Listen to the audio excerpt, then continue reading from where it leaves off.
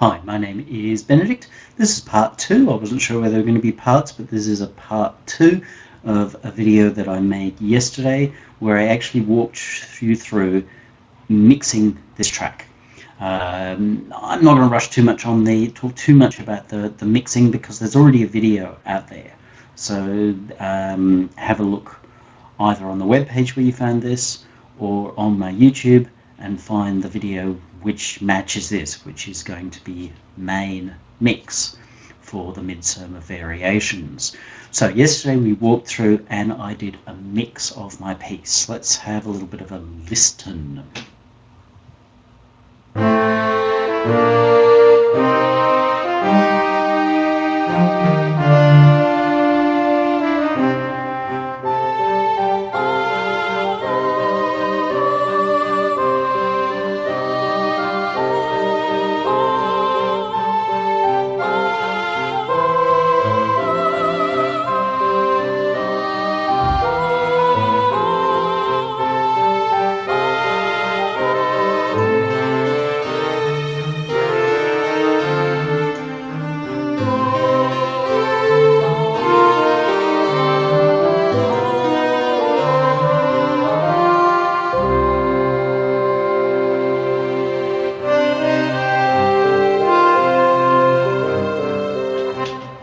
Pleased to hear that my volume fade, where I fixed the terrible performance issue from the composer and orchestra, that's worked out quite nicely.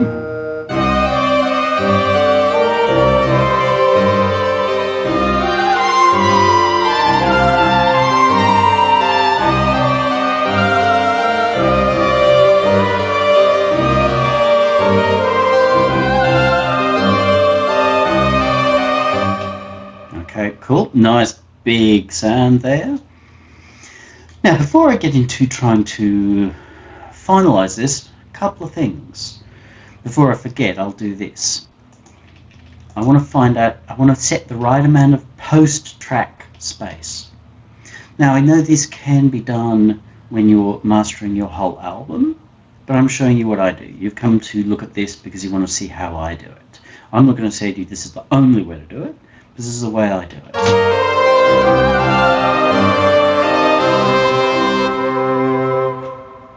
One, two, three, four, five.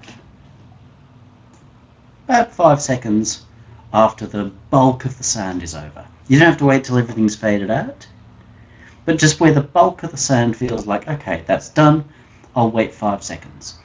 So this means that when I take all my pieces and export them, toss them in a folder, doesn't matter how I arrange them in terms of order, there's always going to be a 5-second breather, essentially, between where one track finishes and the next one starts.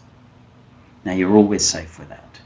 If for some reason I decide that I want to sequence my album a little differently, let's say I want to overlap tracks or something, and think carefully before you do it, but there are times you do it, times I've done it. That's fine. You can then open up a whole new thing, whole new document. There's the word. A whole new document in your DAW or whatever environment you're using at that point. Bring in all your tracks as stereo wave files, and then you can shunt them around and overlap them and what have you. But there's never any downside to having about 5 seconds from where the music finishes to a point where you go, okay, now I'm ready for my next track. I count that as a very loose 5. Sometimes it's going to be a little bit longer. Occasionally you know that you just, yep, that one's finished and I want to go to the next one sooner. In which case you might go a tiny bit shorter, but I'll always allow that 5 seconds. So I'll put my end marker here, because when I export the song, the whole piece, it's going to export from the beginning, which we're deliberately not seeing in this situation, to there. And once I've set that, that's going to stay there. So that's the length of my piece. If you're using a different DAW, obviously I use Propeller's Reason. If you're using a different DAW, set up whatever the rules are for how that stuff works in yours. But before you go finalizing your track, set that end gap. I do know that it's quite common practice for people to leave a bar or 2 bars of roll-in on the front. I'm going to say I don't love it. I find it frustrating. If you've got a compelling reason why you do it, and by compelling I don't mean someone told me that's how the industry does it. Someone told me that accountants all drive Corollas. Does that actually make it true? Probably not a very good reason. People with a certain mindset may drive Corollas, but not all accountants drive Corollas. They're far more likely to drive Camrys.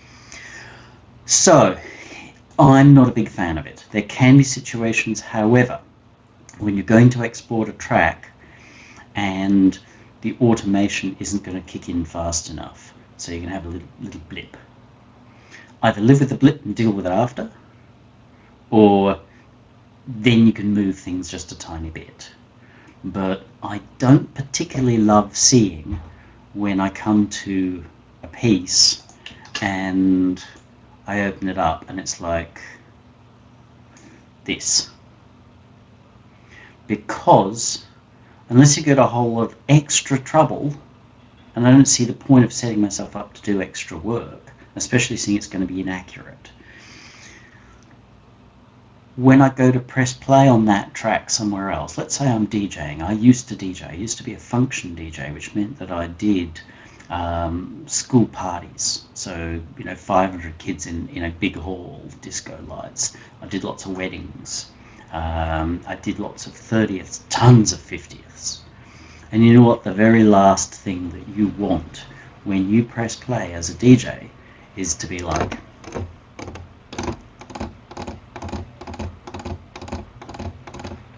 bad things happen in that 1 second between when you press play and they start hearing ba ba ba da ba ba ba.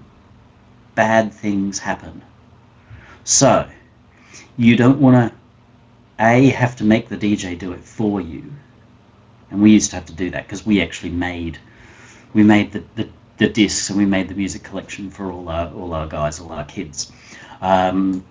So where there were tracks that had big, long intros to them, if I'm correct, NSYNC's Bye Bye Bye was one of them. Bye Bye Bye. I think that had like a 13-second lead. You might as well just shoot yourself.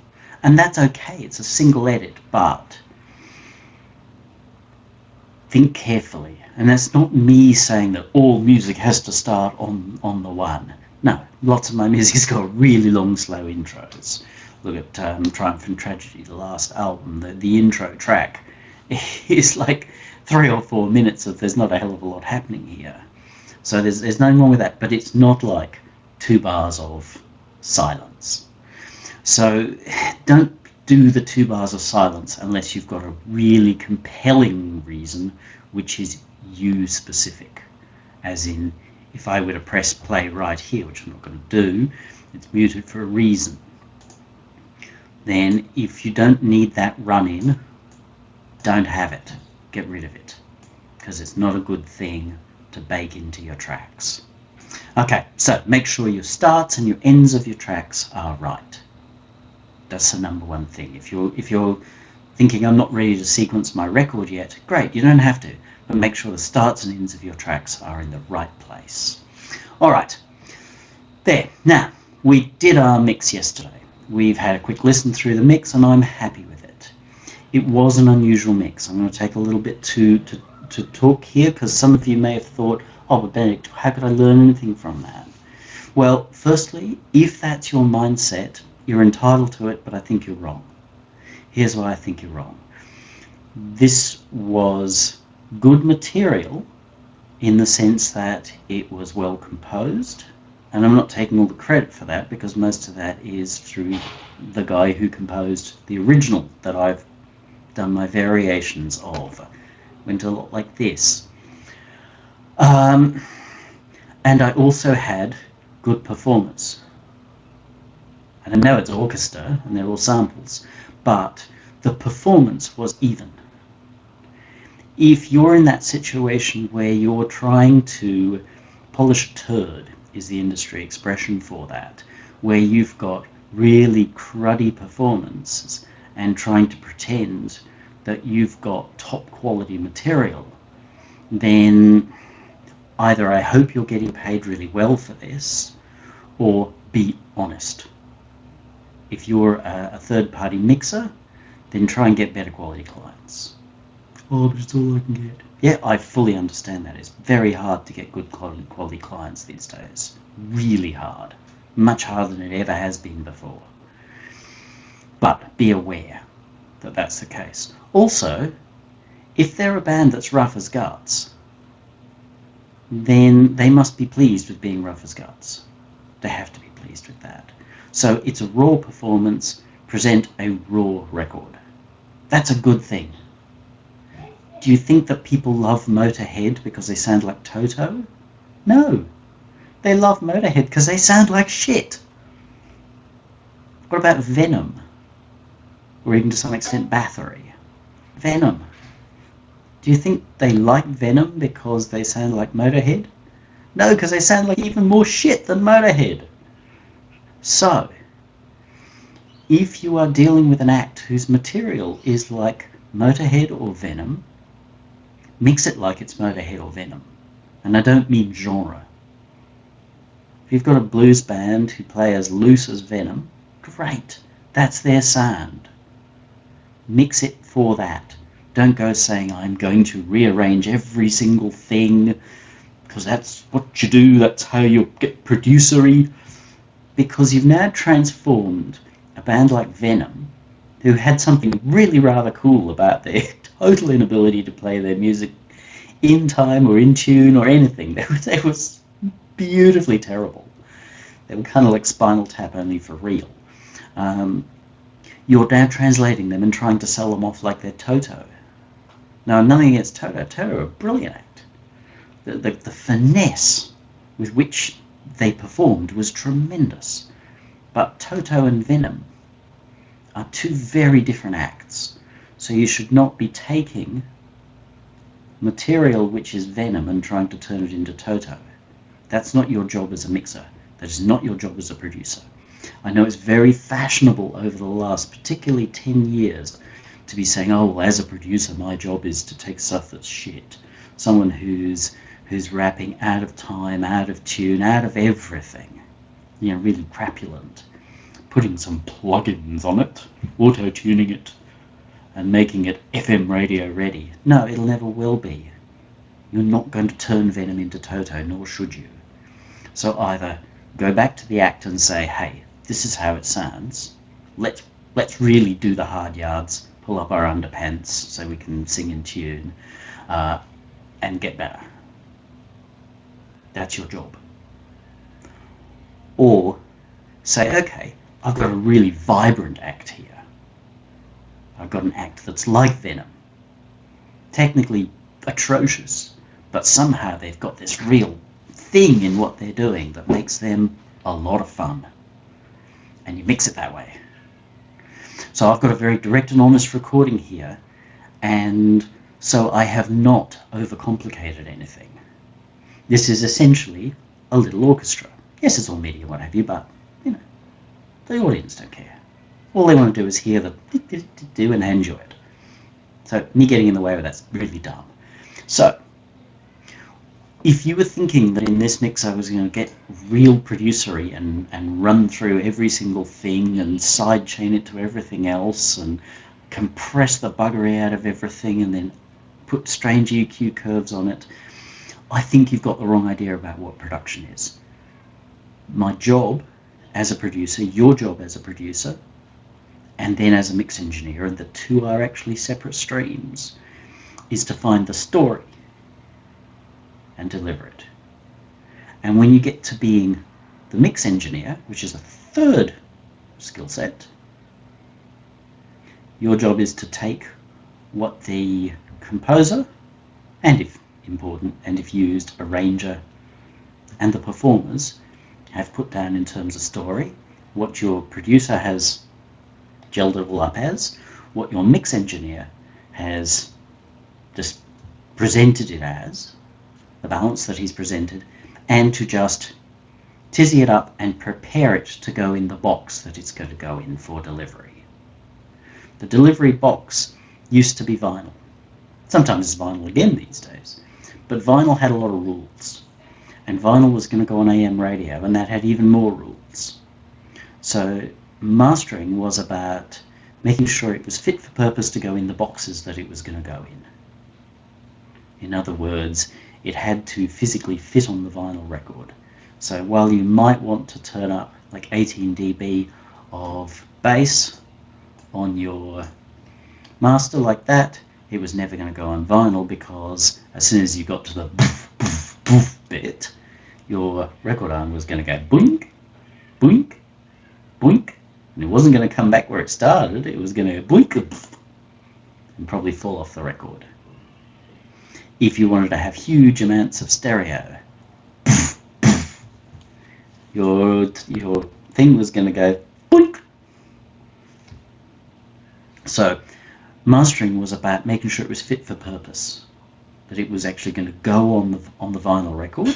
It was going to fit in terms of time, because the louder your music was, the bigger the grooves needed to be, therefore the less you could fit on that record, which is why Metallica's Justice, when it went on vinyl, went on a double album. They could have jammed it into a single album, but the quality was going to be poorer. So again, Lars, being the mensch he is, he might be a pain in the ass to other people, but in terms of that record, I think he was a mensch. He said, no, we're going to keep the quality of this record high. Our fans deserve to hear the high quality of this record. And he split it out over to 2 records. So that was a mastering decision. So fit for purpose for the box it's going in. You also had AM radio, which notoriously had a frequency range of an awful lot like this.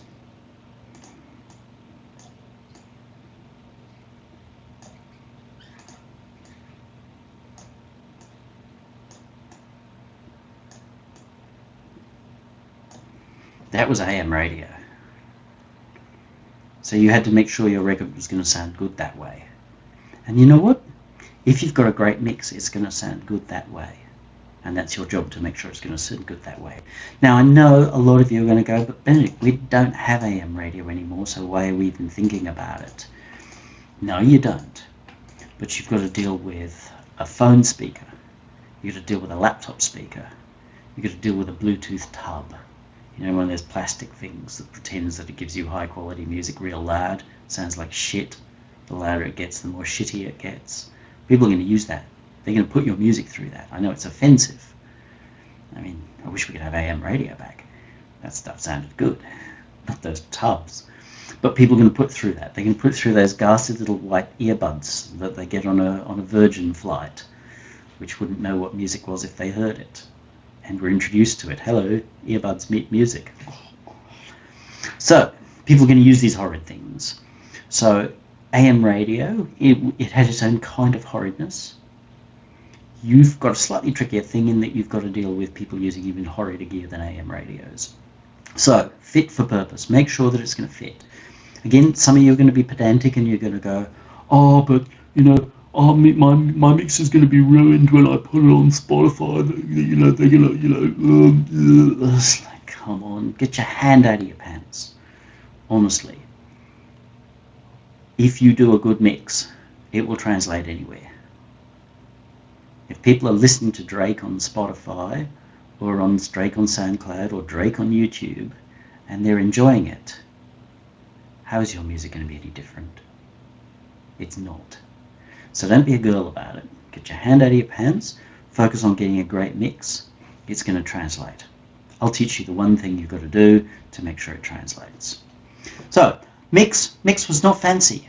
You should not be making a fancy mix. You only ever start looking at side chaining or layers of compression or any of that kind of stuff if you've got a problem. Now, if you're starting out with sounds that are wrong, then you're starting out with sounds that are wrong. Either change your sounds, or maybe if you're looking to create a whole different sound, then you can add 47 layers of processing, but that's not producing. That's a sound creation person. That's a sound design person. Please do not mistake adding 47 VSTs underneath your kick drum, or the fourth layer of your kick drum, and say it's producing. That's not producing. That's not what George Martin, Alan Parsons, Trevor Horn, that's not what those guys did. Some guy sits in the studio before the music turns up and does that. And maybe Alan Parsons comes in and goes, you know, it'd be nice if that kick had a little bit more. Can we move that up a little? And some engineer sits there for a half hour and comes back and says, hey Alan, come have a listen to this. That's an engineer's job. So focus is getting this mix up, having it sound good. I'm comfortable that this mix sounds good. Again, I made an unusual decision because this is essentially a little orchestra. They're all playing in the same room on the same stage. I have put the reverb into the masters.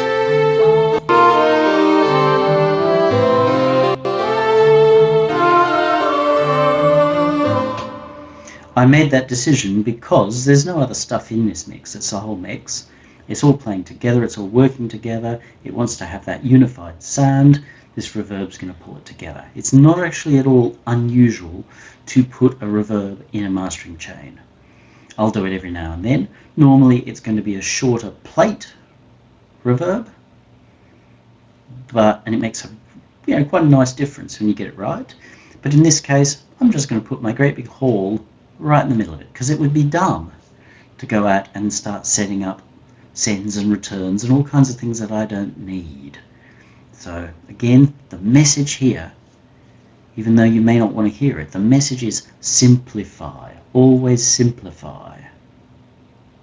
If you're just going to have fish and chips, why would you put on a tuxedo? You wouldn't. So when you come to your music, why do you add like 48 layers of processing to every single thing? Just because it makes you feel producery? No. No. So, happy with my mix. Now we're going to look at mastering it, which is making it fit for purpose. Purpose on this is that it might be going on an album. It'll go on YouTube. That's basically it. So on an album, that'll be going on Bandcamp. So it's digital delivery. So I don't need to fuss about vinyl. I don't need to fuss about CD, any of those things. If you're going to vinyl, don't try and master it yourself, please. Unless you've done it before, send it off to a mastering house who specialise in vinyl. Spend the money, otherwise you get vinyl back and you'll be like, man, this sounds like shit. Or my record keeps jumping or something like that. So, the other thing that I did mean to cover was that the request here from Mr. Dot was that I run through using only the M-class devices, which I have. But you'll see I've really only used one in here, but all my EQs were done with the SSL. Now the SSL's mixer, let's go to the mixer page, just so you feel, mixery like and all that. Oh, sorry. Not very good with this, because I never do it this way. Alright. So, mixer page, mixery. Now this is far more exciting for you if you like to feel mixery and producery and what have you, because you go, oh, look at all those knobs. This is just the same thing. This is this here. See, on and off. And it allows me to visually see it. Despite the fact that this is laid out a little differently and made to look like an SSL, it's not. There really is no difference between this mixer and the SSL and the M-class one. Sorry, the EQ. There's no particular difference between the one in the SSL and this one here. I know this. If you're at all unsure, track down through Reason Talk or somewhere or other Selig, Giles Reeves, Selig, he's gone through and explained it all to us. The SSL may use slightly different curves, but it's really all the same EQ. It's the same ones and zeros underneath it. The great advantage, like this was nice when it came out because we could actually see what our EQ curve was looking like. The great advantage of this is that I've got a spectrum thing. Now I'm not big on those, but it does actually make it faster. Learn with your ears. So please don't come in learning going, oh, I need to grab my visual thing and then based on the visual. No, it's ears. Oh, geez, that hurts when I do that. It's ears. So if you want to learn better, actually grab one of these instead and put it on each channel, or just use the SSL thing with the spectrum display off. You'll feel a little lost to start with, but it's good when you're lost because then you work out how to get found. If you go straight to something which does it all for you, you're not training your ears. The idea is that you train to connect what you're doing with your knob to your ears to your brain. You build that muscle memory, those connections, so that you can hear and therefore see what you're doing here, even though you've got no visualization. Very important stuff. If you're still in that phase where you're kind of like, I'm confused by all of this, oh, I'll use the visual aids because they make it easier. No, turn the bastards off. And then start working from there. And use your ears to connect to your brain to create those memories. And then you'll find suddenly there'll come a point where you go, you know what, that really makes sense. I'm looking for sound, I'm not looking for numbers. If you're looking for numbers, go do math. Righty-o. So I didn't use the M class through here because I didn't need to. I've got a nicer way of doing it. I will use them all through here with the exception of this fella, simply because there isn't quite an equivalent of it. I could do it without, but I'm going to use it nonetheless because it does two things that are easier with it than without it. So the first thing that we're going to do is we're going to compress. Again, start your compressors this way. We're not talking about sound quality at this point. We're looking for groove or feel quality. We're talking about cadence.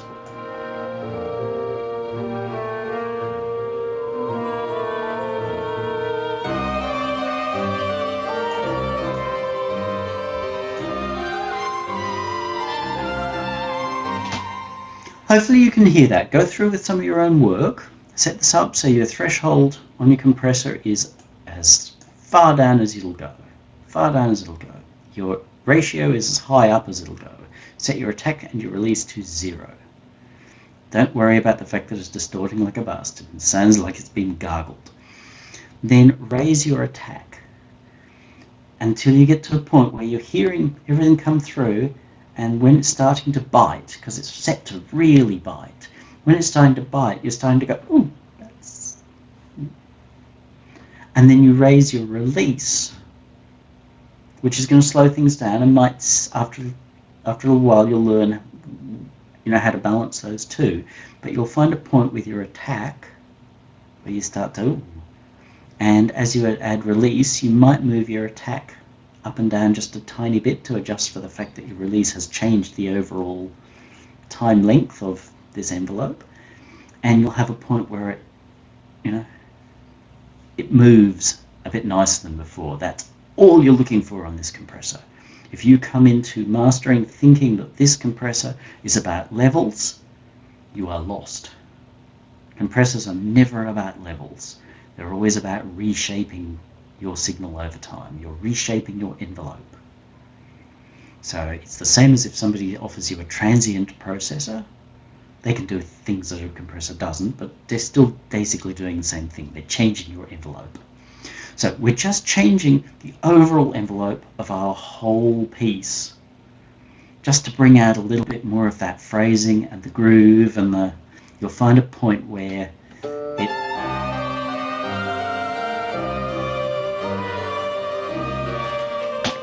it just somehow grooves a little harder. Great, you've got that. Then you're going to want to take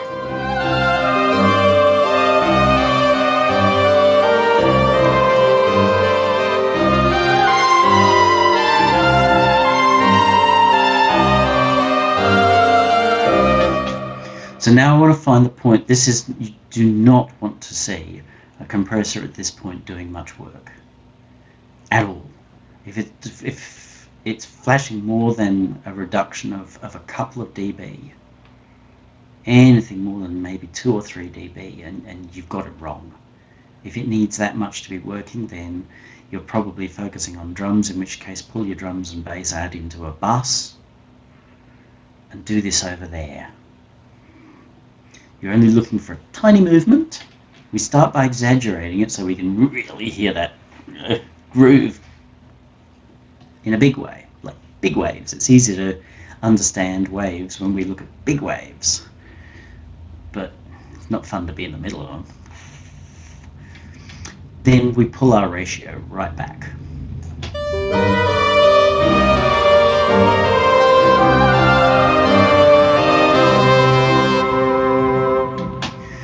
People talk about the dynamics processor that's on the bus, the main bus processor on the SSL, how magic it is and what have you. It's just because it's a slow old bastard that does this. It's all it is. It just, from people who haven't learnt this, they just go, oh, it's a magic glue compressor, because it's basically doing this. It's slow attack, it's basically letting everything through, and then just as there's that sort of breathing point, it's going and then lets it back out again. So you've got more control when you set it up yourself. I'm not saying don't use that. It's cool. The glue processor is good, but I like doing it here. Plus I said I was going to use M-class. So we've now set up a compressor, but look, we need to back up a little bit.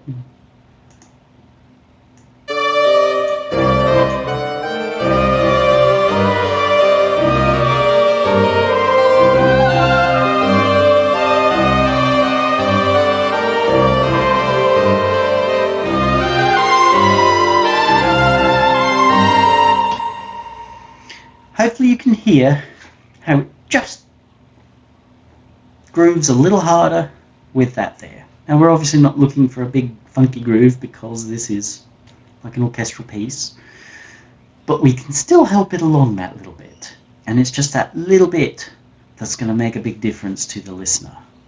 We're fooling their ears into believing that this is more dynamic than it really is.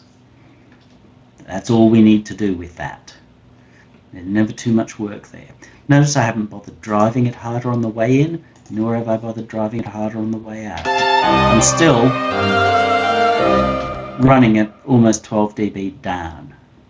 I'm happy with that. Don't need to mess around at all with reverbs of any kind because I've already baked that in.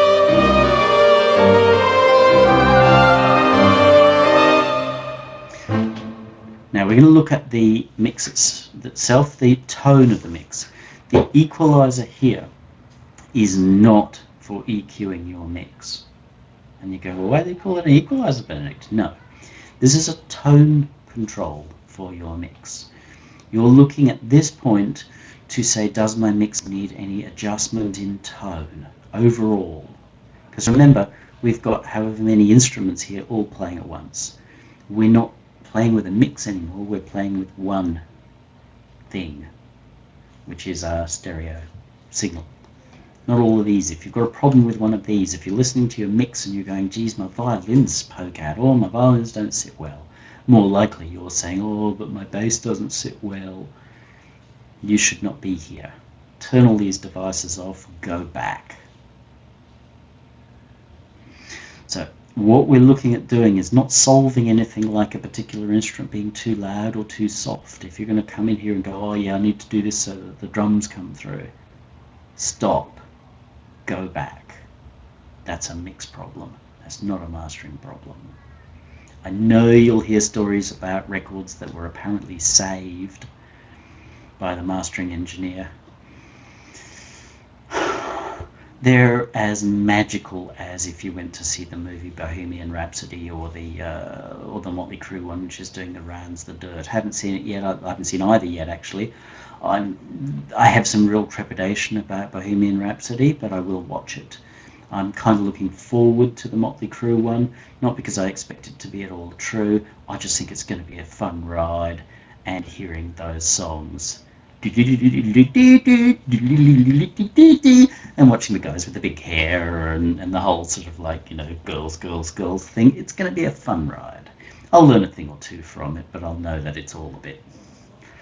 So, those stories you hear about records being saved in the master, sometimes that's true, a lot of times it's crap. Don't learn from those kinds of stories. If you're trying to fix the mix here, the only time you should ever do that is if you've been hired in as a third-party mastering engineer and you do not have access to the mix. I know it's not uncommon for mastering engineers these days to have access to the mix. I know I'd like to have it. And you get sent something and you're like, oh, who did this? You have access to the mix. You're sitting there with your door in front of you open, so don't be a lazy bastard. You've got a problem with your bass, go over to your bass and fix it. Turn this off. Go over to your bass, fix it. Come back here. Master it when you're mastering, mix when you mix. Not the both, never two together, which is the old Zen koan. When walking, walk. When sitting, sit. Above all, do not do both. Or do not wobble is, I think, the right translation. So when walking, walk. When sitting, sit. Above all, don't wobble. As in, you can't sit, walk. And so much of this chatter that I see on production is all about how to wobble, how to sit, walk.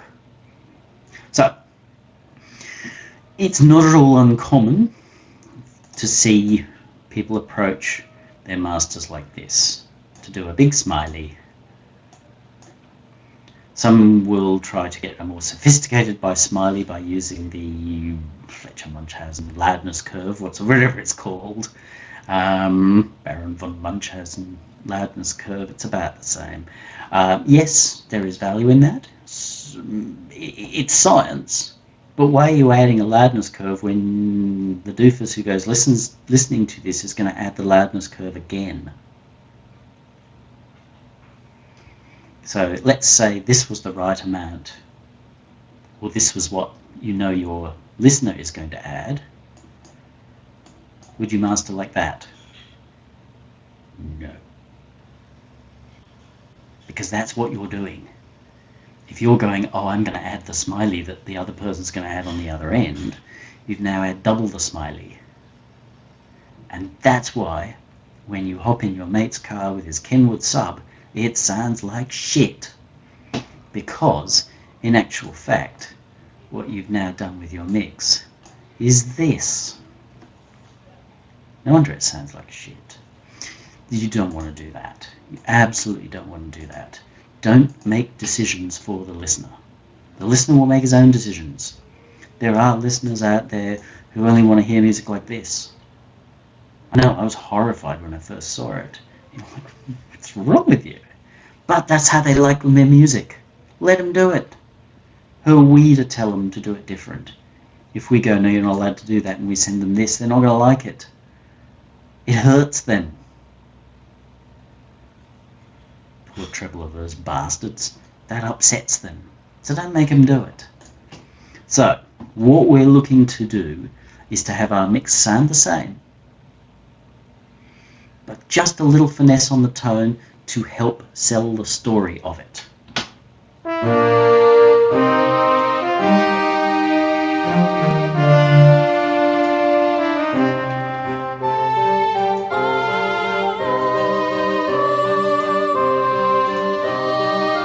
Now you can rarely go wrong with what I'm doing here. I'm adding just a couple of dB, anywhere sort of 6 to 8. It's up to you, doesn't matter, depends on your instruments and what's there. You add a couple of dB. We're looking for air. We don't want to do it down here. We want to go higher. Propeller heads have given us 6. It's fine. I'll commonly use 8. But anywhere up there, add a couple of dB. Not too many. It wants to be really subtle. You're not changing the sound here. All you're doing is adding a little bit of air. When you listen to this,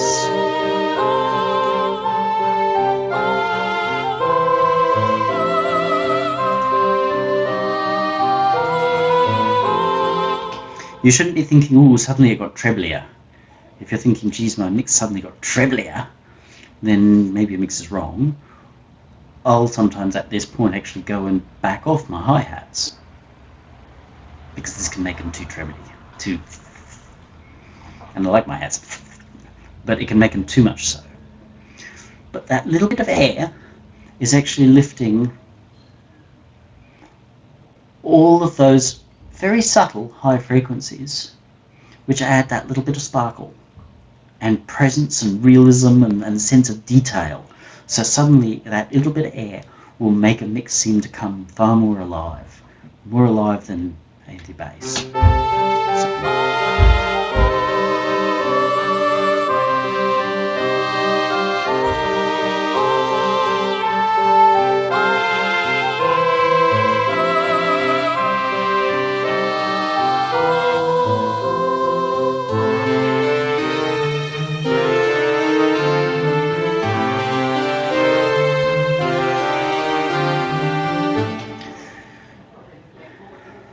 I'm not a big fan of the sweep with your control. I will use it.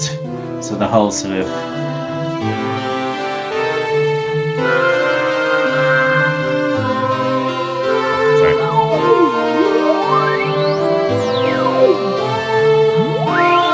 you'll see that, and it's like, oh, I'm looking for the bad frequencies. Well, of course, they all sound bad when you do that.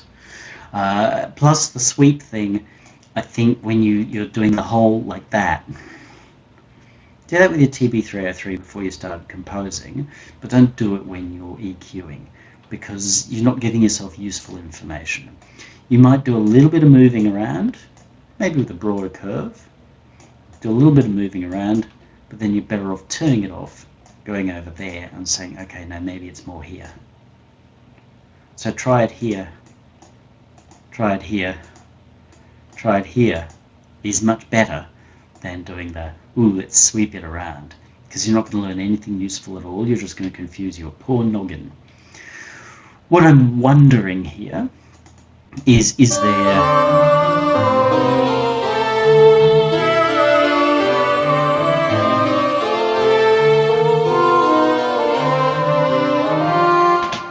there advantage, because this is a detailed mix and it's essentially an orchestra, is there advantage in bringing those sort of two Ks through just a tiny bit? Again, it's just a tone adjustment.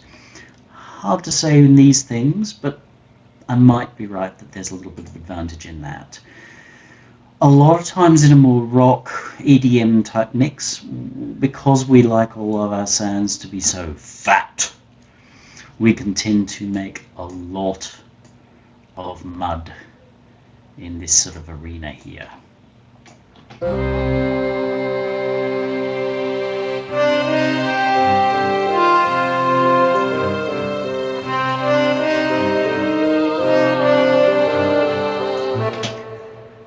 I don't anticipate that to be a particular problem here, because these are samples and there just isn't that sense of it, not in this mix.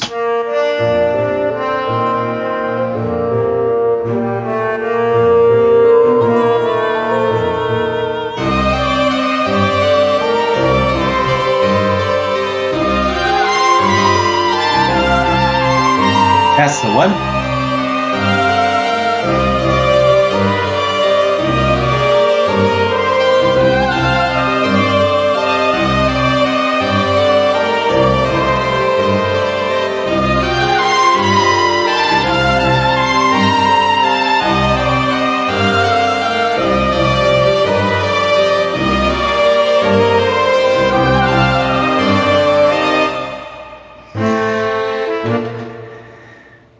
I'm only opening this up because I'm not confident that I can hear properly in these cans.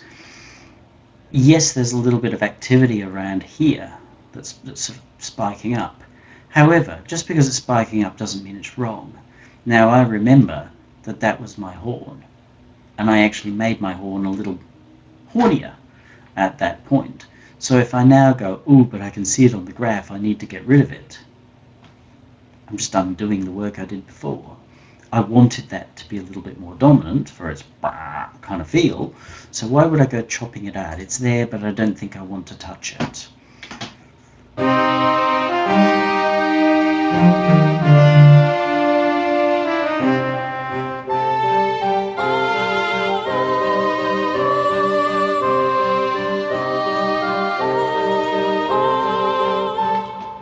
Now what I'll do is I want to hear this in and out. It's very easy to sort of focus down and say, oh, but I'm listening to this, and when really what you're doing is just listening to your kick drum and trying to make it come out. Like I said before, it's very easy to fall for that. We all do. So now that you've done a little bit of around, look at your whole process. So number one, is it better with it in than not?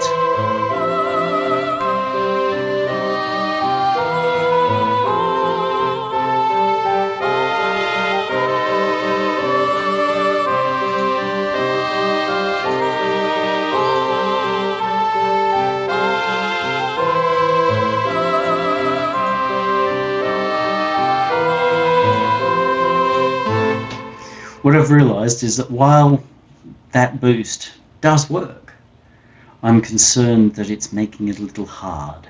There is something hard in that soprano, and that trumpet's kind of hard. I want it to be detailed, but I don't want it to be hard. This is a fun piece. You know, it's ridiculous. It's absurd. It's a funny fantasy, and so that doesn't want to sound hard. It doesn't want to sound warm and muddy. You know, it's not a Pink Floyd record, but it doesn't want to sound hard or brittle. That's Philip Glass. You know, it's not what I'm doing here. So while it's subtle and while it has certain advantages, what I've done there is working on a technical front, but it's not working for the story. So it can go. I'm not going to cut. I don't think I need to cut anything out there, but I don't need to boost, because all I've done is created some hardness in the mix, and it's not a mix that wants hardness. It doesn't speak of hardness. It's whimsy.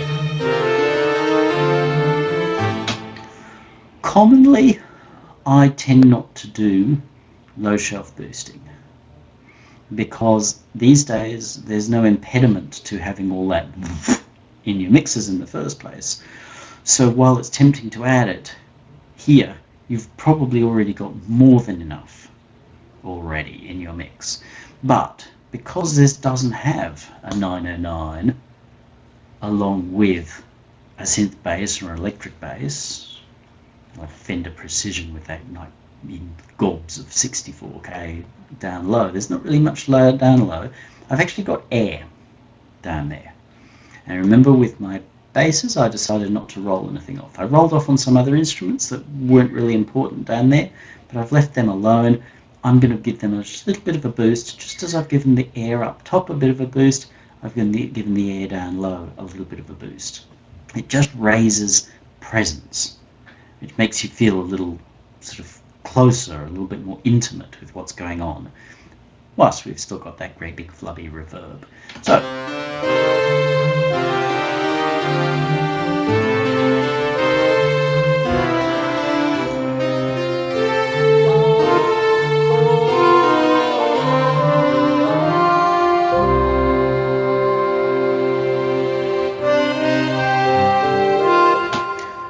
do not be afraid to give your ears a rest. Now, I would walk away, have a drink, kiss Jane, whatever. But I'm making this video, and I try to make my videos in one shot. I don't want to walk away. I don't want editing. It's part of what I do, is to try to be as honest as possible. Edited videos cut out all kinds of dishonesty. So I'm going to keep going, even though my ears are a little tired. But by talking to you, listening to quite a bit, I can ease them a little bit. It'll be good enough. A thing that I don't do a lot of, but I will show you here. Stereo imager. If it were a desert island question, I'd say no stereo limiter. Give me my Rod Stewart record, keep your stereo imager. But can have its advantages, might have some advantages here. Again, working in the cursed cans, so it's possible I'll be wrong.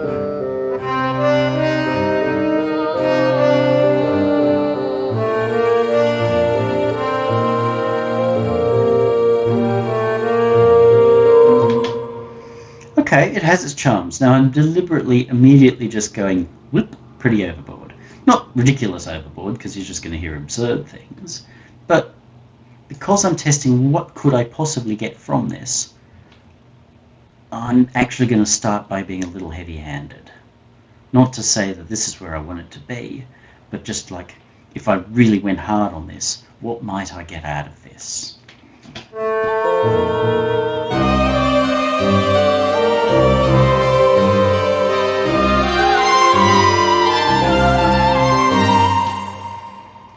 It is widening it. I don't dislike it, so we'll go with at least a bit of it. A rule that you hear. I don't like rules. Not when they're little technical rules. When they're big, broad rules like sell the story, engage your audience, stay on message. Those are good rules. They're good rules for living, like don't covet your neighbour's wife because it's going to be a horrible, messy situation. You know, naughty America is fine, but it's not real life, so don't covet your neighbour's wife because it's just going to get ugly. That's a good rule. Do unto others as you'd have them do unto you. Yep, well, that's good. You don't want your neighbour coveting your wife, so you don't go coveting his. Good rules. Don't murder people. Generally good rules. Adolf Hitler turns up on your lawn threatening to invade Poland, shoot the bastard in the head. That's a good rule too. So, you hear the rule about make everything below, I think they say 120 mono.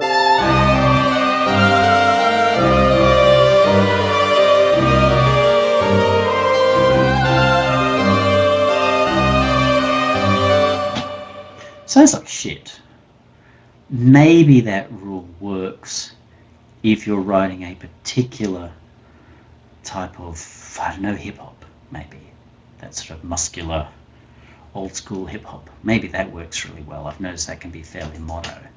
But don't do it. Just don't do it. There are times where I have shaved a bit off.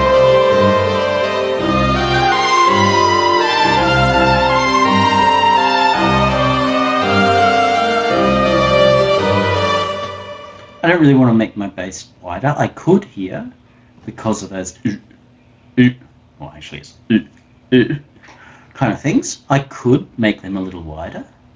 There's no real reason that I shouldn't, but I kind of don't want to. I feel like that's going to start to sound fake.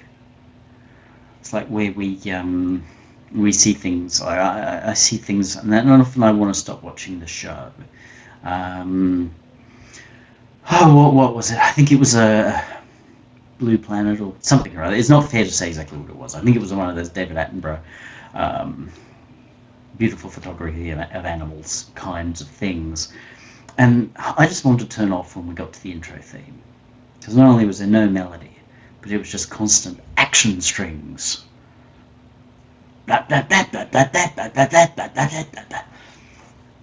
out here, it's like they've got 3,000 cellists and double bass players and put, half of them there and half of them there and played them straight into my head here. It's like, piss off.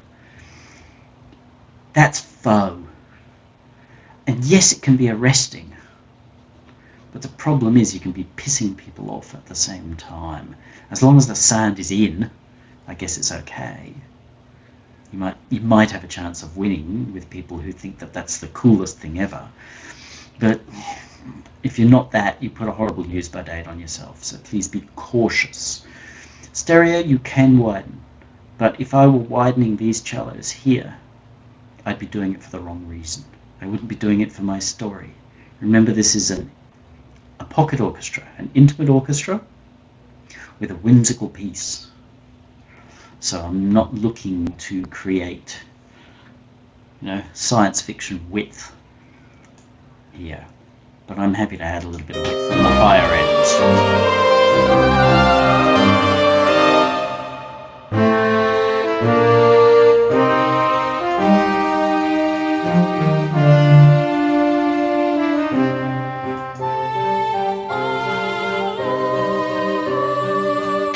I like that. From about 500, I'm going to add a tiny, tiny bit.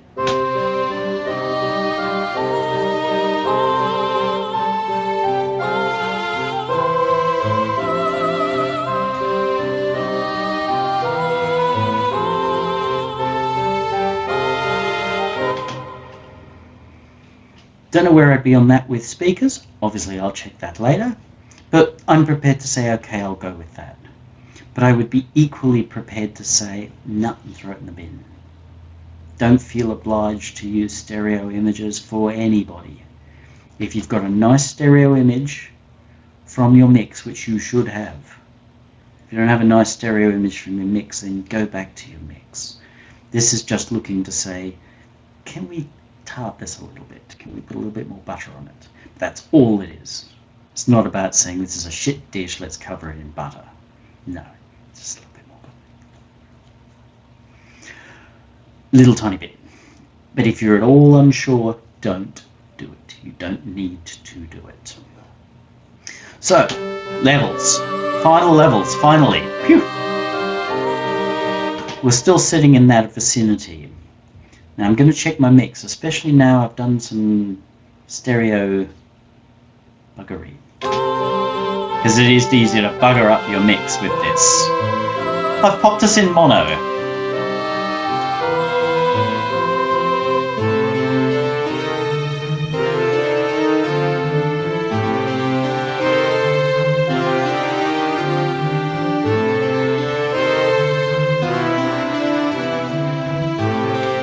Particularly any stereo imaging you've done, switch it in and out in mono. In an ideal mono, you're using single point source, one loudspeaker, preferably not even two cones, one loudspeaker. That's your 5-inch sound cube, Oratones, whatever they call them these days. Pan it off to one speaker on the side. Collapsing to mono where you've got a pair of speakers, yes, it's okay, but it's not for the hardcore. If you're with the hardcore, you're actually going to do this. Which, believe me, in headphones is really unpleasant to do because your head feels like, ugh. Okay. Connected with the real world again and back. So mono.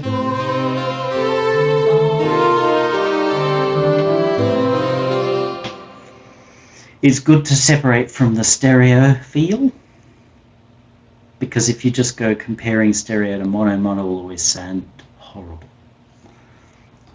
So separate a little bit, which is part of what I ended up being able to do there. Separate, so you just come back and you go, oh. Have it so it sounds great in mono. Really important. If it sounds great in mono, not in reference to a stereo version, but if it sounds great in mono on its own. So, if you want to, whack it in mono, make sure you've got it in mono. Go leave the room. Kiss your wife, not mine, kiss your wife. Come back a couple of minutes later after you've had your oral gelati and start listening.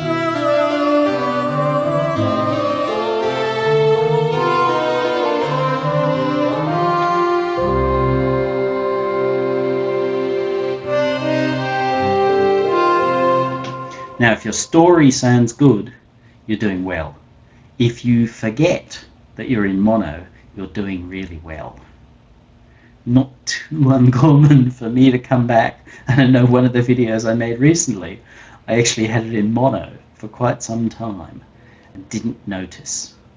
That's actually a good thing. It was not 100% ideal in that situation, but if you find yourself mixing in mono and it's sounding great, that's good, because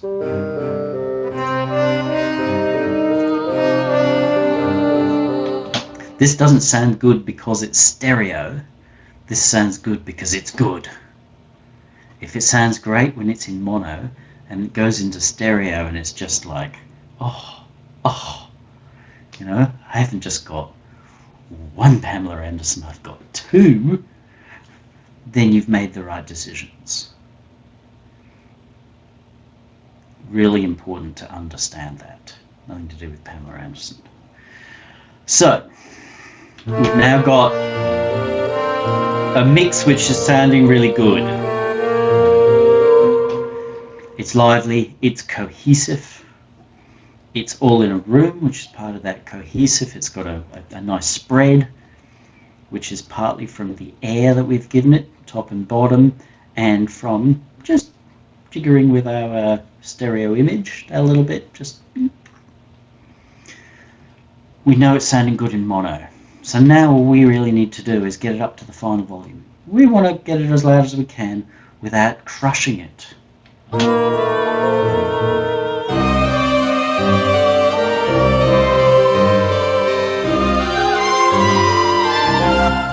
So that's telling me I've got 5 dB of headroom currently unused. So let's use it. Now, this is important. I am turning my volume down. This is not about saying how loud can I get it, especially if you've got cans or speakers. It's not about how loud. Great mixing is done at the same volume or even a bit less than you would be listening to your Bruce Springsteen record. And if you're not listening to Bruce Springsteen records, you should be. Okay, volume is really important. If you're mixing loud or tracking loud because you feel like it's rock and roll, man, go talk to Pete Townsend. See how it's worked out for him. He's deaf as a fucking post. It's not good. It's very sad. So, don't work loud. Because not only will you fuck up your hearing, and when you fuck up your hearing, it's fucked up for good. Don't go, oh, well, I can get hearing aids. Hearing aids are the difference between being able to hear what somebody's saying and not. But you can't hear music in them. I know because I tried my mother's. And, she would always go, oh, they're not working. So I put them in and I'd be listening to the TV going, oh my God, this is like... And I know they're set up for her and her hearing loss. So they've got a weird-ass EQ curve which is trying to compensate what she's lost. But nonetheless, you can't do music in hearing aids. So hearing aids are not a solution. By the time you've got to hearing aids, you're screwed. Unless you've gotten a great skill set already. If you've got a great skill set like, who was it? Haydn, Beethoven? One of them. Composer. Totally dead, totally deaf. But he had a great skill set. So he could just draw dots on pages and still turn out good music. But you've got to get there first. Loud will send you deaf. It will give you industrial deafness, which is a little different. Industrial deafness is when things are so loud, your brain actually starts to close down, which means you're no longer hearing things anymore. So that's the equivalent of you mixing into a compressor from the beginning. Remember I told you that was a dumb idea. You're not hearing what's on tape anymore. Your brain is giving you a completely different version of what you're hearing. That's how you end up with bad mixes. So don't make your brain tired and make it start to close down. If you want to get a very quick idea of how industrial deafness works, go and stand under fireworks. And you'll go, why aren't these as loud as they should be? They're supposed to be like, really loud. It's because after one or two of them have gone off, your brain's just going, no, ain't gonna happen. You don't want to do that. Go back inside. Stick your fingers in your ears. So, work quietly. Work at no louder than the level you would be listening to your Springsteen records. So that way your brain doesn't tire out, it doesn't start to close itself down, therefore giving you a different idea of what's coming off tape than what's really coming off tape. And if it sounds great when it's quieter, you can crank it, and by all means try it. Crank it later, once you've got it right, crank it, and I bet you're going to find that it translates pretty well. But if it's great when it's really loud, when you turn it down, you're going to find that you lose more than you gain. So you can have it sound good, quiet, turn it up, and have very few problems. You can have it sound great when it's super loud, turn it down, you've got a billion problems. Work quiet. So because I've turned my whole system up here by adding 5 dB, I've turned my monitoring down. Because I'm not looking to hear a volume difference, I'm just looking to get this as close to the top of the tin as I can. In other words, put as much in the tin as I can. You don't like it when you buy a vitamin powder, tin's this big and there's like this much vitamin powder in the bottom, you feel gypped. You want there to be this much vitamin powder in the tin. Plus, you are going to have to compete with Madonna on the radio, or whoever else is on the radio, Drake or Ed Sheeran or whoever. And they're all limited to buggery. Don't do that. So, this is why I use this guy. I could be driving my overall volume with this. Almost 12 dB of gain. That should be just about enough. It's nice to see the number, because this guy's a little inaccurate. It's nice to see the number. So I don't want to see, obviously it depends on your style and your genre and what have you, but I don't want to see more than 1, maybe 2 dB as a general rule of thumb. And seeing this as a kind of mini orchestra, I don't want to see much of anything happen here at all.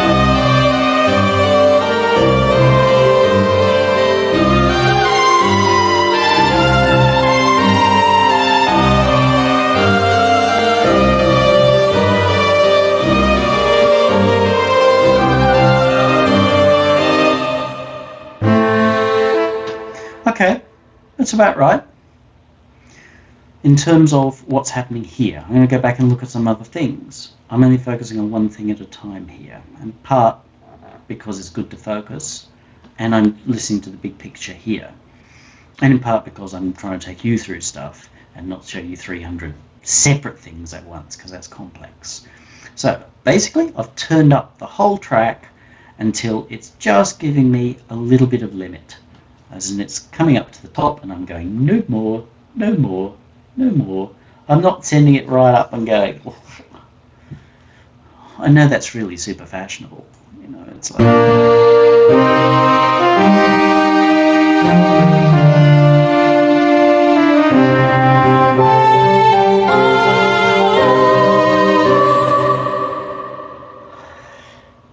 thank God. I know that that is what so many people are doing, but the problem with that is, while initially it sounds good, you then start to realize that the separation between the instruments is kind of gone. You've got no sense of breathing. The separate instruments in their own separate spaces coming together to create this ball of wax. It becomes a blob rather than a ball of wax. You know, these things interacting in their space and time, and no longer doing that because they're all like, they're not able to interact anymore, they're just jammed in there. So please, don't do that. I know I overdid it, but please don't do it. Just because your limiter will allow you to do it doesn't mean you want to do it. So a little bit of action here is plenty. Now I've turned this off soft clipping. I've put it to a 4 milliseconds look ahead. Yes, it creates 4 milliseconds of latency. If you really can't live with 4 milliseconds, turn your delay compensation off, but you're mastering here. What do you care? It could be like 2 seconds between when you press play and the music starts playing. Might be slightly irritating, but it has no impact. So that allows that to work as fast as it can. We know nothing else is going through. This is the output for the whole track here. So my whole track is now hinged upon what I do with this knob. I've set it to minus 0.2 of a dB. I know you're going, but Benedict, that's a waste of volume. No, because good luck finding anyone who's really going to be hearing 0.2 of a dB when they're listening to this on Spotify, which is never going to be, because you're a bunch of bastards, Spotify. Up your game and I'll go on you, but I'm not going on you until you up your game. Because not all digital to analog converters work the same. So it's not like I'm saying the shitty ones will do a bad job. A lot of the really expensive ones will, when they hit a full 0 dB bit, one of your bits of music is up there at a full 0 dB, they'll actually go and you'll hear your music go. You don't want that. I know YouTube's algorithm is really good at doing that. So take off 0.2, or I like to take off 0.3, but 0.2 will do. Take off a tiny bit, 0.2, 0.3 of a dB. No one can hear the difference. And that way you're not giving a digital to analog converter 100% bit, because that 100% bit can make some of them have a cow. YouTube will have a cow. It's not YouTube's fault. This is not an unusual thing. As I said, if you go buy a really expensive audiophile converter, there's a very high chance it's going to have a cow. You could also be popping your mix into your mate's Lancer with a Kenwood sub at the back. If that converter has a cow, you have launched his sub into low orbit. How Dan is he with you right now? Don't do it. Trade off a tiny bit of a decibel for safety.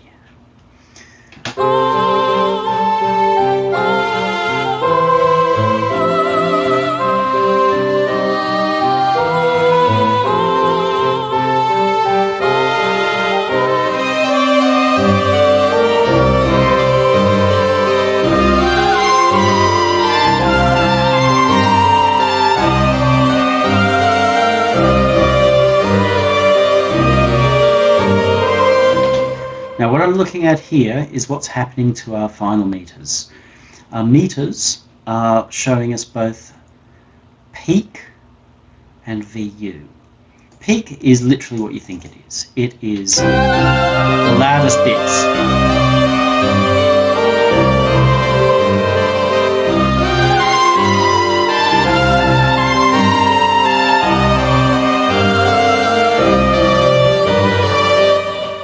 So the very loudest bits are there. There's actually a tiny little bit of headroom, but it's limiting here. It's not that 0.2 of a dB. I could push it a little harder. At least in the cans, I'm not keen on pushing it any harder. I still want this to have breath. Tempting to say, I'll push it up even harder, but I don't know that I'm going to gain anything from it. I'm not going to be able to hear it in these things, so I'm not going to waste my time doing it. That's peak. VU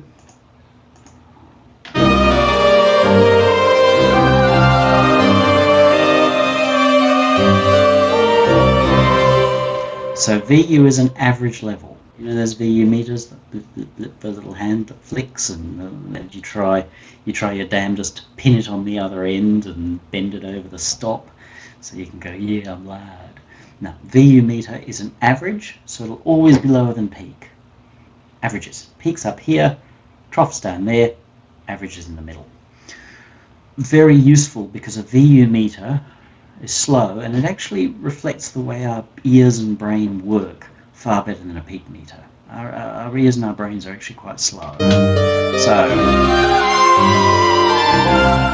So that's nice to see that at around 0 dB. Generally speaking, on a hot mix, you don't want that peak to go more than plus 3 dB. You can go as many dB plus as you want whilst you're in the door environment, but what we're talking about here is not how hot you can get your signal, but how you can have a dynamic signal that sounds good. And yes, it's possible, as you heard when I hammered another 24 dB, another 20 dB into my limiter. It sounded really loud, but we ended up losing crest factor. Now, crest factor is this. Peak VU. So peaks up at 0 dB. It can hit this here, but we just don't want it to ever see it clip, and it shouldn't because of our master limiter, our brick wall. Let's back down slightly, and our VU is at about 0. So peak on the bottom, VU on the top. So that difference of what from the peak numbers looks like 12 dB is actually perfect. That tells us we've got a mix that's got 12 dB of breathing in it. So when it's doing its really fast loud bits, it's up here, its average is here, which means that it's got lows here, about minus 12 dB, highs up here at 0 dB, so that's plus 12 from our center. So we've got about a dynamic range of somewhere around 24 dB. That's pretty good. 24 dB, if we were to take an instrument here and cut 24 dB off it, it would be well and truly halfway too silent. Pretty good. You stop hearing things at about 45, 48 dB, so it's kind of halfway to silent. So that's good. That means we've got a lot of breathing room. Tempting to say, oh, but that's like, you know, so much space, I could fill it up, man.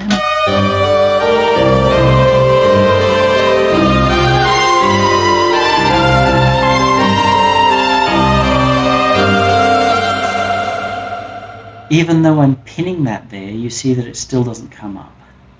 I have at times seen it, I've managed to do it, but you don't want to do that because it's going to tire your audience out.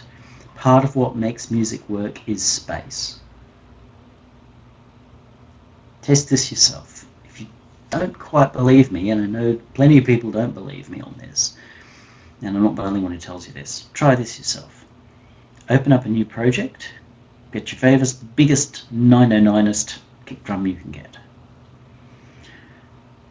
Set your sequencer to 30 seconds or 64ths is going to be even cooler for this, even cooler, so 64ths, so you've got 64 hits in a bar. Put a kick on every single one of those. Play them. See how long you can listen to that before it becomes the most irritating piece of shit you've ever tried to hear. Okay, the reason is because there's no space. No space at all. Listen to New Order's Blue Monday and they'll run do do do do do do do do do do do, and the long bit, that was quite striking for how long it was. No one did that. That broke a rule. But it wasn't that bit, even though everyone was intrigued by that bit and they're like, oh wow. It was the space around it. It was the dit dit that came before it that had the space that helped define the bit space. So that's in terms of linear, just using one instrument. In terms of your mix, you want a good amount of space in there because space defines what you've put in there. So as a musician, as a mix engineer, or as an arranger, as a composer, as an arranger, as a mix engineer, and as a mastering engineer, it's all about balancing space and sound. Don't think it's all about sound. It's all about balancing space and sound. So we've got a mix that I'm pretty confident is pretty good. It's composed pretty well. Thanks very much to the original composer of the piece. It was performed pretty well, thanks to orchestra for being a very even sound set. It was arranged quite well. Okay, I'm going to have to cop that one because I can't really pass that off to anyone else because we're just hearing my variations. So it was arranged quite well. We got our tones balanced up quite nicely. That one's definitely on me because if you watched the last video you saw me do it. We put it in a nice space. We've adjusted our overall groove nicely. We've adjusted our overall tone nicely. We've goofed with stereo, but I think we've done that nicely. We've then just raised the overall level so that it sits nicely. I think we've got a nice mix. I'm happy to print it. I hope that's really helped you. Now, I might do one more of these. I'm a little undecided. I might do one more on this piece because my plan has always been with these to make one kind of straight version like this, using primarily orchestral samples and what have you of the TV theme and my variation, and then to go off and do a sonic variation, so to make more Benedict sounds of them. I might or might not do that. If I do that, I might walk you through that mix as well, but there's no promises on that. If you want to see me mix different type of material, please ask. If you want to see me mix different type of material, then be prepared to send me one of yours. This is not an offer to do free mixes. I do free work, unless I reach out to you and say, hey, I'm really down with that. I want to have a go at that. That might be free, but I'll tell you. However, if you offer me something and I'm getting something out of it, I might be willing to mix one of your pieces for you to show to the world. But don't take it as a guarantee. If you are going to offer, please make a pitch. Explain to me exactly what you're hoping to achieve, so I can see what's in it for me to do it, and I know why you're doing it. And I don't want to hear your ego reasons. I want to hear like a good business proposal as to why this is going to be a good idea for both of us to do. If you think that's too hard, then this is not for you, and that's okay. There's no harm in that at all. But I'm happy enough to try doing public mixes of different kinds of material. Not endless, not free mixes. It's something I get benefit out of, you get benefit out of, but the public get benefit out of as well. Before you do that, please go over to my website. There is a link down below, and have a look at my production page, which runs through the sorts of questions you're likely to encounter when you deal with me. I am open to doing a full production of a track. I talked about that before a few times. I've even made offers. But that's a bit of a different ball game, but I'm open to that. If you really have the stones to do that, then I do too. There's a lot of work in that, a lot of work, a lot of challenge. And you have to have the stones to do that, or I'm going to rip you a new one. Not because I want to just rip you a new one, but because that's what's going to happen, especially if you start on it and then bail on me. I'm going to rip you a new one. Whether you think that I'm deliberately doing it or not, that's what it's going to feel like. So there's an offer there.